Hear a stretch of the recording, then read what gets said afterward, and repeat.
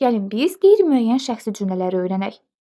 Mübtədası olmayan, hərəkət və hökmün qeyri-müəyyən şəxslərə aid olduğu cümlələrə qeyri-müəyyən şəxsi cümlələr deyilir.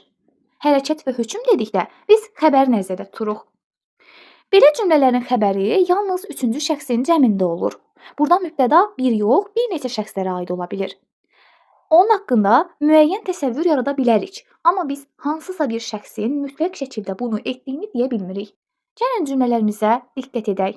Deyəsən məni çağırdılar. Çağırdılar kim? Onlar, qızlar, oğlanlar, müəllimlər, şagirdlər və s. Buraxılış imtahanında yüksək nəticə göstərdilər. Kim? Şagirdlər, abituriyentlər və s. onlar. Görürük ki, burada müxtəlif mübtədaları bərpa edə bilirik. Deməli, yadımızda saxlayırıq ki, qeyri-müəyyən şəxsli cümlələrdə mübtəda mütləq şəkildə buraxılmalıdır və biz onun mübtədasını hər hansı bir sözlə bərpa edə bilərik. Sadəcə olaraq o söz qeyri-müəyyən olacaq. Bunun üçün də bu qeyri-müəyyən şəxsli cümlə adlanır. Gəlin indi hər ikisinə aid nümunələrə diqqət edək. O bizə gəldi.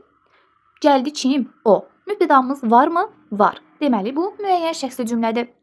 İkinci cümləmiz bizə gəldi. Müəyyən şəxsli cümlə hesab olunur. Biz mübtədamız olmasa belə bərpa edə bilirdik, əgər xatırlayırıqsa. Bərpa edirik. Bizə gəldi kim? O. Üçüncü cümləmiz qızlar məni çağırdılar. Çağırdılar kim? Qızlar. Mübtədamız var. Bu sizi çaşdırmasın. Burada xəbərimiz üçüncü şəxsin cəmindədir. Biz belə bir qayda deməmişik ki, üçüncü şəxsin cəmində olan xəbərlər müəyyən şəxsi cümlə hesab oluna bilməz. Bu yanlış fikirdir. Əgər həmin cümlədə mübtəda varsa, müəyyən şəxsi cümlə hesab olunur. Yəni, qızlar məni çağırdılar da qızlar mübtədadırsa, bir mənalı olaraq müəyyən şəxsi cümlədir. Dördüncü cümləmizə diqqət edək. Məni çağırdılar. Qeyri-müəyyən şəxsi cümlədir. Çağırdılar kim? Onlar, qızlar, müəllimlər, şagirdlər, valideynlər və s.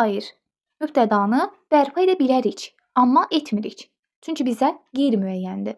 Bu da qeyri-müəyyən şəxsi cümlə hesab olunur. Ümumi şəxsi cümlələr, şəxsiz cümlələr və adlıq cümlələr haqqında növbəti videoda danışacağıq. Sizin üçün faydalı oldusa, bəyənməyi və səhifəni izləməyi unutmayın.